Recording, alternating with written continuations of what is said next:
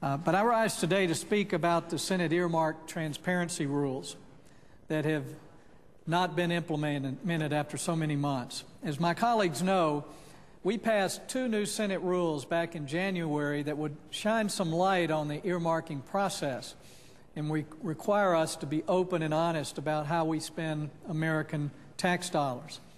Unfortunately, these Senate rules, which have nothing to do with the House of Representatives, have been held hostage so they can be gutted in secret when no one is looking. That's right, Mr. President. There are some in this chamber who do not want to disclose their earmarks. There are some who do not want to certify in writing that they will not benefit financially from their earmarks. And there are some who want to be able to continue the practice of adding secret earmarks to our bills in closed-door conference committees. Mr. President, the earmark disclosure rule was originally offered as an amendment to Senate Bill number 1 this year, the Lobbying and Ethics Reform Bill. I offered this amendment because the disclosure requirements the Majority Leader included in his ethics reform bill only covered 5% of earmarks that we pass every year. I believe then, as I do now, that disclosure of only 5% of our earmarks is not reform and represents business as usual. As my colleagues know, the leadership on the other side of the aisle originally opposed my amendment and actually tried to kill it. They said that it was too broad and that the language which came directly from Speaker Pelosi in the House was rushed and therefore flawed. The Majority Leader said on January 11th, and I quote, "This distinguished senator from South Carolina has said that this is exactly like the House provision." I say to my friend, that is one of the problems I have with it, because I frankly do not think they spent the time we have on this. End quote. The same day, Senator Durbin said, and I quote, "But the DeMint language is actually unworkable because it is so broad. Frankly, it would make this a very burdensome responsibility." End quote. Fortunately, the Senate refused to table the amendment, and the Democrat leadership was forced to support full earmark disclosure. To save face, the other side came up with a slightly modified version that they said was better than the House, because it required 48 hours notice on the Internet of all earmarks. We all agreed to this language and passed the Durbin Amendment 98-0. The Democrat leadership immediately changed their tune once the bill was passed. The Majority Leader said on January 16th, and I quote, "In effect, we have combined the best ideas from both sides of the aisle, Democrat and Republican, to establish the strongest possible disclosure rules in this regard." And Senator Durbin said, and I quote, "I am pleased with this bipartisan solution. I believe it reflects the intent of all on both sides of the aisle to make sure there is more disclosure." Later in the debate, the Senate also unanimously accepted an amendment prohibiting the practice of what we call airdropping earmarks in conference. That is, adding earmarks that were not included in either the House or the Senate versions of the bill. Again, we all agreed to this language and accepted it unanimously. Unfortunately, Mr. President, that is when the public eye turned away from this issue and when the bipartisan support for earmark reform ended. Mr. President, I came to this floor on Thursday, March the 29th, 70 days after we passed the Senate earmark transparency rules, and asked for consent to enact them. But a senator on the other side objected. The reason for his objection, according to several news reports, was that the other side of the aisle was caught off guard and was not properly notified. Well, that sounded somewhat plausible, so I came back on this floor again on Tuesday, April the 17th, 89 days after we passed the Senate earmark transparency rules, which again have yet to be enacted. A senator on the other side still objected, but this time it was Senator Durbin, the very senator who worked with me to author the new earmark disclosure rule. He objected to his own amendment being enacted. He said he did so because he did not believe we should enact ethics reform in a piecemeal way.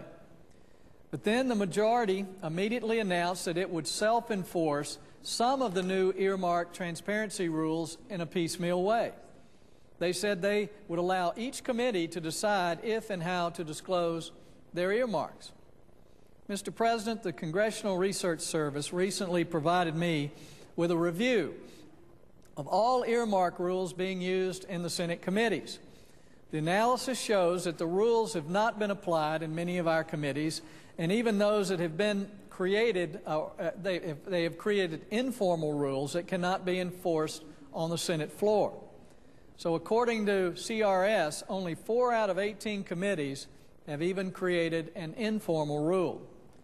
This shows what we all know to be true, that the rules are being implemented in a piecemeal way, which is exactly what the other side said they wanted to avoid.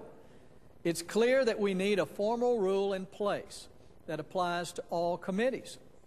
That's what we voted for at the beginning of the year when we wanted to show Americans that we were going to address the culture of corruption in Washington. And that's what we need to do now.